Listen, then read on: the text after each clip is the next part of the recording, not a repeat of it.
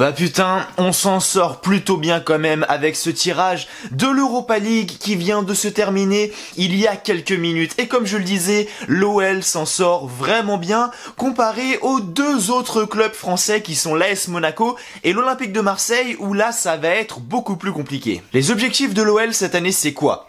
Être qualifié en Ligue des Champions pour l'année prochaine, gagner la Ligue Europa et être finaliste de la Coupe de France. Ça a été les objectifs évoqués par Jean-Michel Aulas juste avant le début de la saison.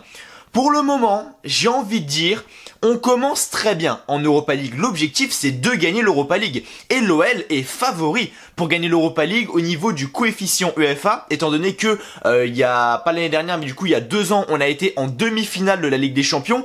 On a gagné énormément de points au coefficient UEFA. Et du coup, l'OL est actuellement l'équipe avec le plus gros coefficient UEFA participant à l'Europa League. D'accord ? Donc on est les favoris pour gagner. Et honnêtement, quand je vois le groupe sur lequel on est tombé et les équipes qu'il y a dans cette compétition, mais si on joue vraiment à notre niveau et pas au niveau auquel on joue là depuis le début de la saison, mais à notre vrai niveau, au niveau de l'Olympique Lyonnais qui a faim, qui enchaîne les victoires. Mais la Ligue Europa, elle est donnée. Je vous jure, la Ligue Europa, elle est donnée. Il y a 2-3 petites équipes qui peuvent nous mettre en difficulté. Mais franchement, la Ligue Europa, cette année, elle est donnée. Vraiment. Si on joue vraiment à notre meilleur niveau, Jean-Michel Aulas, il se sera pas foutu de notre gueule. Il nous aura dit la vérité. Je vais d'abord parler du groupe de l'OL et ensuite je survolerai les autres groupes parce que je pense que si vous êtes un minimum intéressé, vous l'avez vu, donc ça sert à rien que je m'éternise là-dessus pendant 50 ans. Donc l'OL est dans le groupe A, le premier groupe. L'OL, les Rangers, le Sparta Prague et Brøndby. L'OL, club français, les Rangers, club écossais, le Sparta Prague, club tchèque et enfin Brøndby, club danois. Honnêtement, on s'en sort très très bien.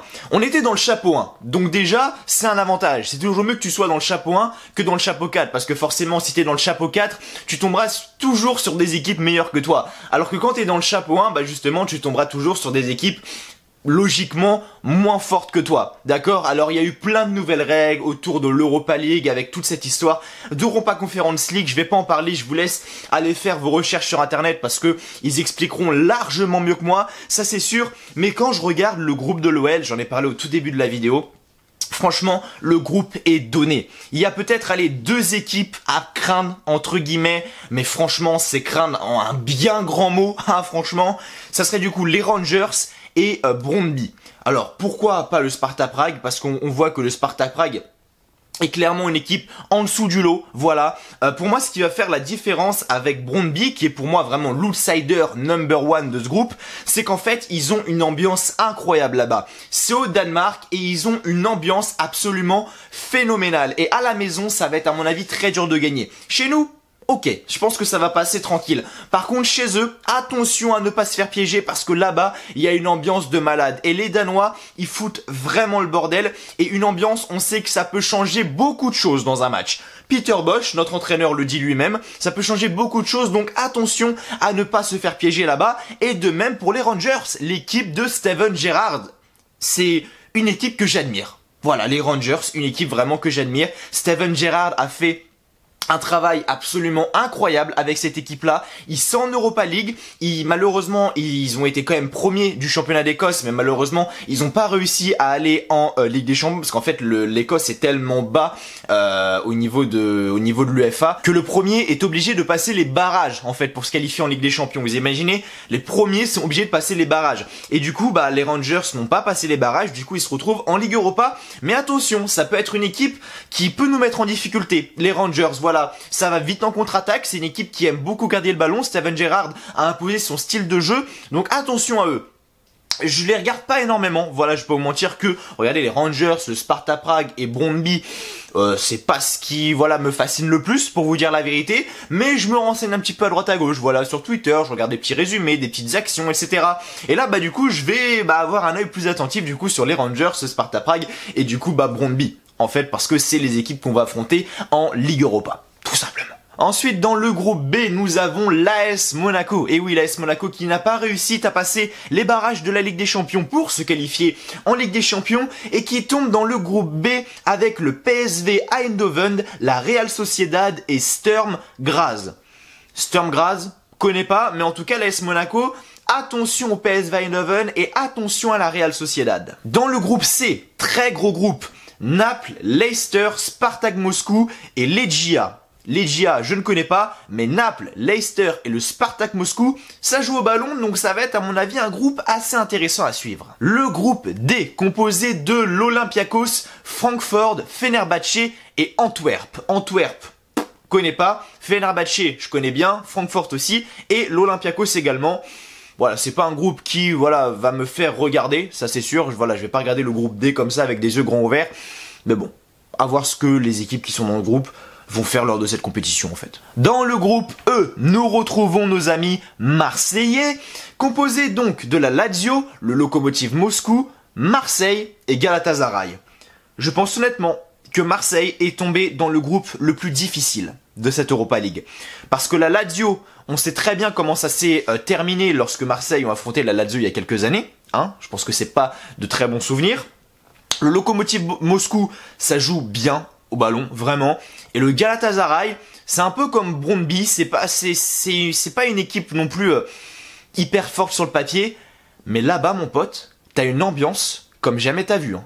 Vraiment. Alors Marseille, ils ont l'habitude de la grosse ambiance, hein, au Vélodrome, voilà, il y a une ambiance absolument incroyable, une atmosphère également incroyable. Et attention à l'OM, parce qu'ils étaient dans le chapeau 3, et du coup ils tombent sur un groupe très très compliqué.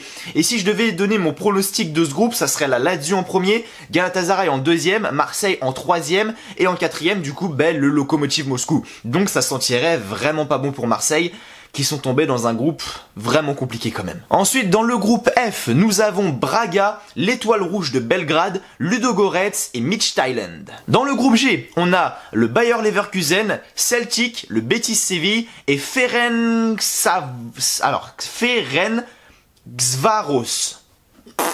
Connais pas, mais celui-là, ça va être intéressant. Entre le Bayer Leverkusen, Celtic et le Betis Séville, je pense que ça va être intéressant. Les trois là, à mon avis, ça va jouer au ballon et ça va être assez serré, je pense. Et enfin, dans le dernier groupe, donc le groupe H, nous avons le Dynamo Zagreb, Genk, West Ham et le Rapid Vienne. Maintenant, quand on regarde, je pense qu'on est l'équipe française qui a eu le plus de chance lors de ce tirage.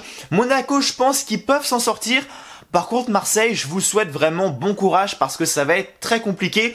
Si Marseille joue leur jeu, ils peuvent s'en sortir, mais ça va être à mon avis très compliqué. Maintenant, si nous on joue notre jeu, qu'on prend cette Europa League vraiment à cœur, les poules on les passe direct, à voir comment ça va se passer au niveau des 16e et des 8e de finale. Alors si j'ai bien compris, parce que les règles ont changé, ce sera plus des 16e de finale, ça sera des barrages, enfin bref, beaucoup de choses ont changé, même moi j'ai pas totalement compris, donc on verra bien, mais en tout cas ce qui est sûr c'est que si on joue notre jeu et qu'on prend vraiment cette Europa League à cœur, cette Ligue Europa à cœur, on passera les poules vraiment avec beaucoup d'aisance, tout simplement, voilà. Donc les amis, merci à vous d'avoir suivi cette vidéo, j'espère qu'elle vous aura plu, tout simplement. Avant de partir, n'oubliez pas de mettre le petit pouce bleu, le petit like, de vous abonner à la chaîne. N'hésitez pas à me dire par commentaire, qu'est-ce que vous en pensez du tirage au sort de l'Olympique Lyonnais. Est-ce que c'est un groupe assez facile, un groupe moyen, un groupe difficile? J'attends vos retours dans les commentaires. Vous voyez que j'ai sorti le petit maillot rouge, le petit maillot extérieur de l'OL, car dans quelques heures, je me dirige vers la Beaujoire, car oui, je vais voir Nantes-Lyon, j'habite à Nantes, donc j'en profite, je vais voir Nantes-Lyon dans quelques heures. Du coup voilà, merci à vous. Il y aura un petit débrief qui arrivera du coup demain. Le débrief de Nantes-Lyon arrivera demain matin. Le temps de rentrer du stade, etc. J'aurai pas le temps de vous la poster à une heure convenable, j'ai envie de dire. Donc voilà, on se retrouve du coup demain matin pour le débrief de Nantes-Lyon. D'ici là, portez-vous bien. Je vous souhaite comme toujours que du bonheur, que les bonnes choses. Portez-vous bien et merci à vous d'avoir regardé cette vidéo. Allez, ciao, bye bye.